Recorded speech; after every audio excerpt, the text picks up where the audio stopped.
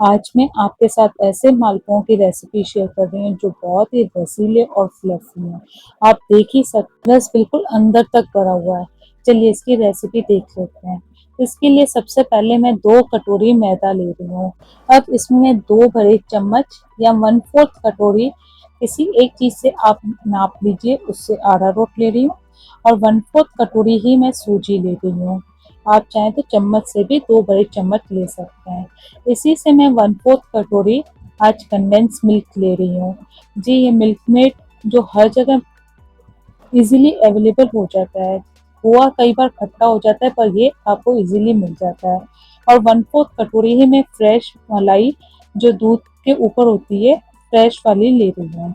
अब मैं 1 कटोरी दूध भर के रख रही हूँ, जितनी हमें नीड होगी मैं आपको दिखाती जाऊंगी। अब पहले हम इन सबको अच्छी तरह से मिक्स कर लेंगे। अब मैं आपको बता रही हूँ, हमने 2 कटोरी मैदे के हिसाब से ये सब चीज़ें ली हैं। अब देखिए, सबसे पहले मैं 1 कटोरी दूध में से आधा इसमें मिक्स कर लूँगी। इसे अच्छी तरह से हमें मिक्स करते जाना है। जैसे-जैसे दूध लगेगा मैं आपको बताती जाऊँगी। पहले हम इसे अच्छी तरह से मिक्स कर लेंगे। मिक्स करके देखिए ये कितना गाढ़ा है। जो दूध बचा हुआ है वो भी मैं इसमें ऐड कर रही हूँ। अब फिर से इसे हम मिक्स करेंगे। थोड़ा-सा टाइम लगेगा पर बहुत ही ईज़ी है। बस इसे इतना ही फेंटने में थोड़ा बहुत टाइम लगता है, बाकी तो ये बहुत ईज़ी है, बहुत जल्दी बन जाते हैं और बहुत ही टेस्टी हैं। वैसे भी आजकल कहा जा रहा है अधिक मास में मालपुए बनाइए और दान कीजिए। मैं 1 कटोरी और मिल्क भर लेती हूँ। देखिए अभी कितनी नीट लग रही है, मैं आपको आगे पूरा मेंशन कर दूँगी। अब इसमें से भी मैं दूध थोड़ा-सा और डाल दूँगी। अब देखिए फिर से हम इसे मिक्स कर देते हैं। खाली अधिक मास में नहीं, सावन में भी मालपुए बनाए जाते हैं। तो मालपुए तो हमेशा ही अच्छे लगते हैं। अब देखिए मैं दूध के साथ इसे अच्छी तरह से पहले मिक्स कर रही हूँ। इतना मिक्स होने के बाद थोड़ा-सा ही दूध बचा है, मतलब 1/4 कटोरी दूध बचा है। इसे अच्छी तरह से फेंटिए। जितना फेंटेंगे उतने ही फ्लफी ये मालपुए बनेंगे, क्योंकि हम इसमें सोडा वगैरह बिल्कुल भी यूज़ नहीं करेंगे। बिल्कुल लम्प फ्री होना चाहिए, इसमें एक भी लम्प नहीं होना चाहिए। अब देखिए मैं आपको एक बार ये फिर से चेक करवा दूँगी। अब जो दूध बचा है वो भी मैं इसमें डाल देती हूँ। थोड़ा-थोड़ा करके डाल रही हूँ, एकदम से नहीं डाल रही हूँ, क्योंकि इसके छींटे भी बाहर आएँगे और एकदम से पतला नहीं होना चाहिए। देखिए, इस तरह से अब एक बार फिर से फेंटने के बाद मैं आपको दिखा रही हूँ, स्पून से दिखा रही हूँ कितना इससे, देखिए इतना है। पर अभी अगर हम इसे रखेंगे तो सूजी भी है वो थोड़ा एब्ज़ॉर्ब कर जाती है, तो थोड़ा गाढ़ा हो जाएगा। हमें जैसा अब दिख रहा है ना, ऐसा हमें बैटर चाहिए, तो इसलिए जो मिल्क बचा हुआ था वो भी मैं इसमें डाल के अच्छी तरह से मिक्स कर लूँगी। मिक्स करने के बाद थोड़ा-सा मैं इसे अच्छी तरह से फेंट लूँगी। फेंटने के बाद इसे हम रेस्ट के लिए 5-7 मिनट रखेंगे। पहले मैं आपको चेक करवा देती हूँ। इतना बैटर होना चाहिए कि हम जब इसे मालपुए बनाएँ तो इसकी शेप भी बिगड़नी नहीं चाहिए और कहीं से मोटा भी नहीं रहना चाहिए। मतलब हमने 2 कटोरी मैदे में 2 कटोरी दूध डाला है और 1/4 कटोरी हमने सूजी और 1/4 कटोरी ही अरारोट डाला, तो उसके अगेंस्ट हमें 1/4 कटोरी कंडेंस मिल्क और 1/4 कटोरी हमने मलाई डाल दी है। मतलब दूध मैदे के जितना ही डलेगा। अब हम इसकी चाशनी बना लेते हैं। चाशनी का भी मेजरमेंट वही है, जितनी कटोरी मैदा लिया है उतनी कटोरी ही हमें इसमें शुगर ऐड करनी है, उतना ही पानी ऐड करना है। मतलब 2 कटोरी मैं इसमें शुगर डालूंगी, 2 कटोरी ही पानी डालूंगी।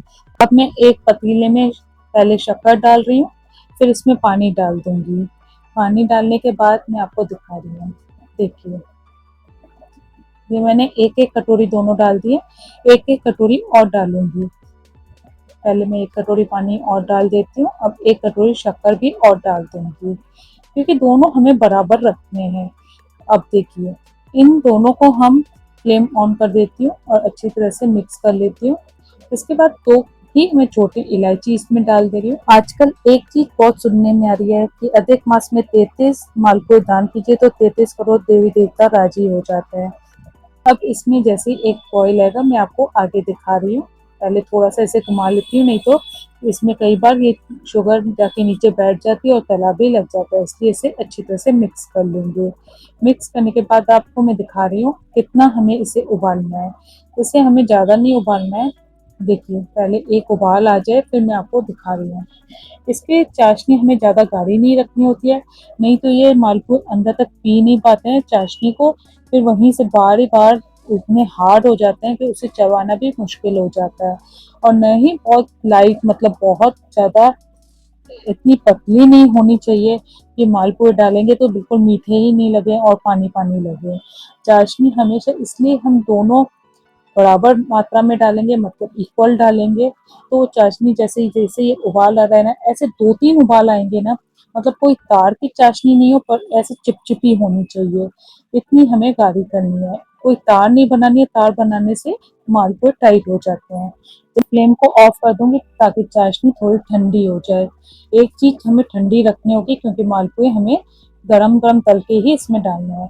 अब दूसरी साइड मैंने थोड़े से इसमें कलर, मेरे पास सूखा वाला कलर था, मैंने पानी में घोल के इसमें डाल दिए। अगर लिक्विड में है तो 4-5 बूंद येलो कलर डाल दीजिए, ये ऑप्शनल है, कोई ज़रूरी नहीं है। अगर येलो पसंद नहीं हो आप वाइट भी रख सकते हैं। ये फूड कलर सेफ कलर है, खाने वाले ही हैं, कोई दिक्कत नहीं है। अब दूसरी साइड मैंने ऑयल को गर्म कर लिया है, ये मैं लो फ्लेम पे ही गर्म कर रही हूँ, इसे हाई फ्लेम पे नहीं रखना है। अब पहले मैं 1-2 ड्रॉप इसमें डाल के दिखा रही हूँ।